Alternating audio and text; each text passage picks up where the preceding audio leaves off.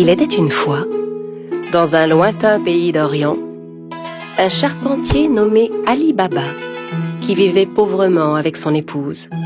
Ali Baba allait souvent dans la forêt avec son âne pour y couper du bois et le revendre en ville. Un jour qu'il était allé chercher du bois dans la forêt comme à l'ordinaire, il entendit un bruit de galop. C'était un groupe de cavaliers qui se dirigeait tout droit vers lui. Et les hommes n'avaient rien d'aimable. Ce sont certainement des voleurs. Je ferais mieux de me cacher. Ali Baba cacha son âne derrière les buissons et grimpa à un arbre. Les hommes arrivèrent et s'arrêtèrent juste sous l'arbre. Ali Baba les compta. Ils étaient 40 exactement.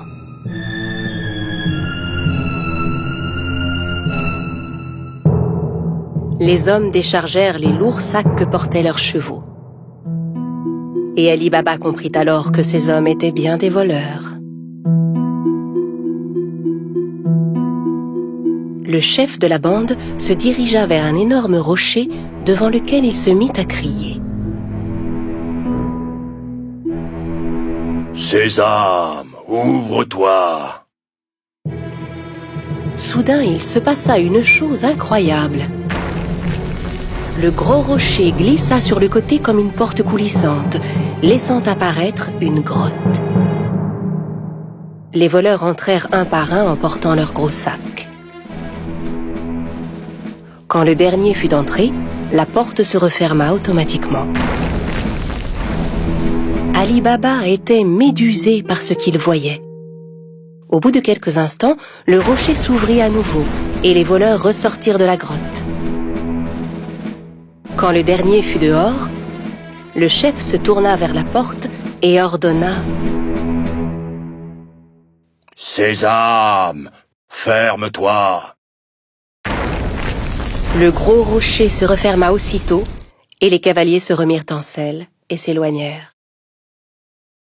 Ali Baba descendit de son arbre et s'approcha à son tour du rocher. Il lança les mots qu'il avait entendus.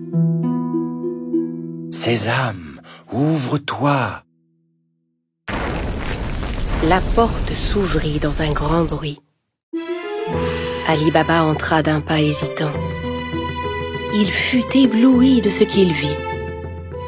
La grotte était remplie d'or, d'argent, d'étoffes rares, de diamants et de pierres précieuses. Il regarda autour de lui, ramassa 3 sacs et sortit de la grotte. Puis il se retourna vers le rocher et lui adressa les mêmes mots que le chef des voleurs. Sésame, ferme-toi! Il chargea les sacs sur le dos de son âne et rentra chez lui. Arrivé à la maison, il montra les sacs à sa femme. Elle n'en croyait pas ses yeux et pensa qu'Ali Baba avait volé les sacs. « Où as-tu trouvé tout cet or ?» Ali Baba lui raconta alors tout ce qui s'était passé. Elle était si heureuse. Ils se mirent ensemble à vider les sacs. « Aide-moi à compter ça. Je veux savoir combien d'or nous avons. » Non, creusons plutôt un trou pour y enterrer cet or. « Va creuser le trou, j'irai demander une tasse à mesurer à ton frère Cassim. » Cassim, le frère d'Ali Baba, était un riche marchand, mais c'était un homme très cupide.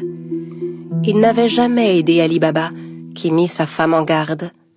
Très bien, mais ne lui parle surtout pas de l'or. Personne ne doit savoir. La femme se rendit chez Cassim pour lui emprunter une tasse à mesurer. Sachant qu'ils étaient très pauvres, Cassim lui demanda « Que veux-tu faire de cette tasse? Tu n'as pas d'argent à mesurer ?» La femme inventa alors un mensonge. Bien sûr, Cassim n'en crut pas un mot. Il mit discrètement un peu de miel sous la tasse avant de la confier à l'épouse d'Ali Baba. La femme rentra chez elle avec la tasse et commença à mesurer l'or. Puis quand ils eurent compté tout leur or, Ali Baba alla l'enterrer dans un grand trou. Quand tout l'or fut bien enterré, la femme d'Ali Baba rapporta la tasse chez son beau-frère. Elle n'avait pas remarqué que de l'or était resté collé sous la tasse. Quand Cassim reprit la tasse, il vérifia aussitôt dessous. En voyant que de l'or y était collé, il fut stupéfait.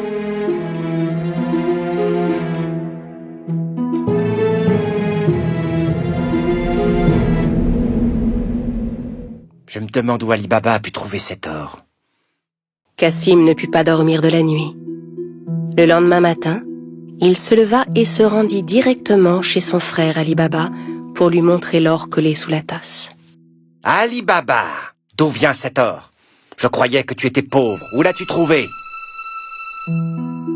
Ali Baba lui raconta tout et le pria de n'en parler à personne d'autre. Si tu ne me dis pas où se trouve cette grotte, je dirai aux voleurs ce que tu as fait. Mais, Cassim... Ali Baba savait que Cassim ferait ce qu'il disait. N'ayant pas d'autre choix, il conduisit son frère à la grotte. La grotte est juste derrière ce rocher. Maintenant, allons-nous-en d'ici. Les voleurs ne vont pas tarder à revenir.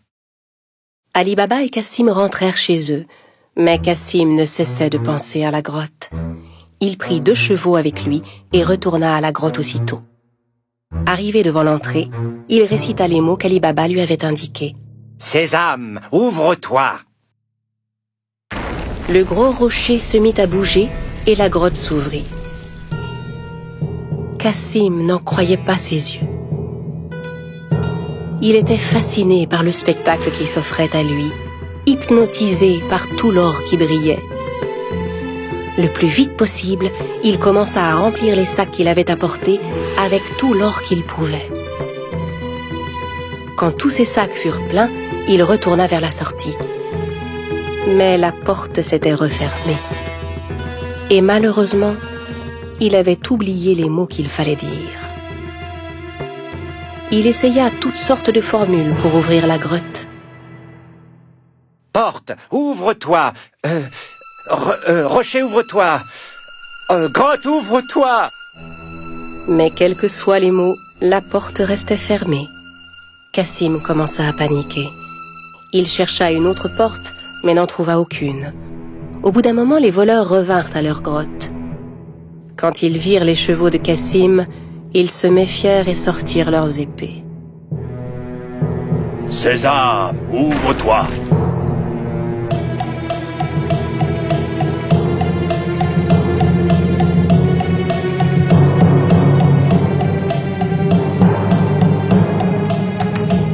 En entrant dans la grotte, les voleurs s'emparèrent de Cassim et le punirent sur le champ.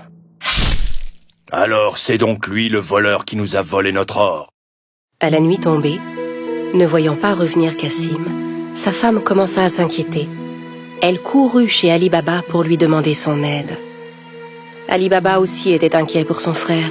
Il retourna à la grotte et vit les 2 chevaux qui attendaient devant la porte.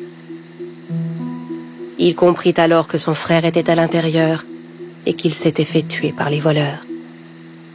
Il retourna voir sa belle-sœur et lui raconta tout. Ensemble, ils décidèrent de n'en parler à personne. Au bout de quelque temps, Ali Baba et son épouse vinrent s'installer dans la maison de Cassim. Ils s'occupaient de son commerce et aidaient à le faire prospérer. Leur fortune ne cessait de croître. Dans le même temps, le chef des voleurs se rendait compte que l'or caché dans sa grotte ne cessait de diminuer de jour en jour. Il ordonna donc à l'un de ses hommes de vérifier s'il ne voyait rien de suspect. « Va en ville, cherche s'il n'y a pas quelqu'un qui serait devenu soudainement riche et dépensier. Depuis quelque temps... » En se promenant dans les rues du marché, l'homme vit Ali Baba qui payait ses achats avec de l'or. Il le suivit jusque chez lui. Quand Ali Baba entra dans la maison, le voleur marqua sa porte. À la nuit tombée, la femme de Cassim sortit pour donner de l'eau fraîche aux animaux. C'est alors qu'elle remarqua la marque qui était sur sa porte. Elle comprit que la marque n'annonçait rien de bon. Elle prit un pot de peinture et marqua toutes les portes du voisinage. Au petit matin, les 40 voleurs arrivèrent pour retrouver la maison d'Ali Baba. Incapable de distinguer la maison parmi toutes celles qui portaient des marques, Ils furent contraints de repartir. Mais le chef était bien décidé à retrouver Ali Baba. Il se déguisa et alla rôder du côté du marché. Il finit par retrouver Ali Baba et le suivit jusque chez lui. Quand il frappa à la porte, Ali Baba vint lui ouvrir. « J'ai fait un long voyage. J'ai rapporté des jarres d'huile d'olive. On dit que vous êtes le marchand le plus riche de la région. Peut-être voudriez-vous en acheter ?» Ali Baba invita le chef des voleurs à venir dîner le soir même, pensant avoir affaire à un marchand. Le voleur apporta avec lui 40 jarres d'huile d'olive chez Ali Baba. Ali Baba avait demandé à ses servants de préparer un bon dîner pour son hôte. Ali Baba proposa à son invité de passer la nuit chez lui, ce que, bien sûr, il accepta sans hésiter. Tandis qu'Ali Baba et le voleur étaient attablés pour dîner, la femme de Cassim voulut s'approcher des jarres d'huile d'olive pour voir. C'est alors qu'elle entendit des bruits étranges. « On sort maintenant ?»« Non, pas encore. » En entendant que c'étaient les voleurs qui étaient dans les jarres et non pas l'huile, elle comprit que c'était un piège. Elle alla aussitôt à la cuisine pour faire bouillir de l'huile. Puis elle revint verser de l'huile bouillante dans chacune des jarres. Les voleurs ébouillantés s'efforçaient de garder le silence.